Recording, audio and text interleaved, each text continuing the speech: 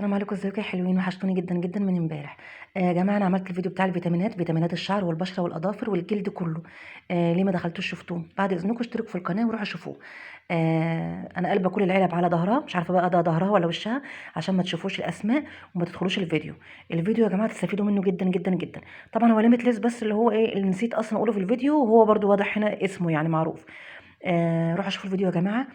الفيتامينات دي حرفيًا، حرفيًا والله بأمانة مضبّطة شعري جدًا، مطوّلة شعري، مكثّفاه، الحمد لله شايفة نتيجة منه، من الفيتامينات دي ملحوظة على شعري، مخلّية بشرتي نضرة جدًا الحمد لله.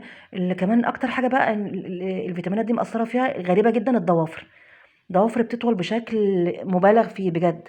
فروحوا شوفوا يا جماعة الفيديو، هتتبسطوا أوي وهتستفيدوا إن شاء الله، واشتركوا في القناة بليز، عشان إيه هانزّل لكم كل شوية كده حاجة تخُص البشرة والشعر، زي ما اتفقنا لحد ما نوصل لرمضان والشتا كله، واحنا ان شاء الله شعرنا يوصل لاخر ظهرنا على اخر رمضان ان شاء الله. رمضان معانا، خلي بالكم، ماشي؟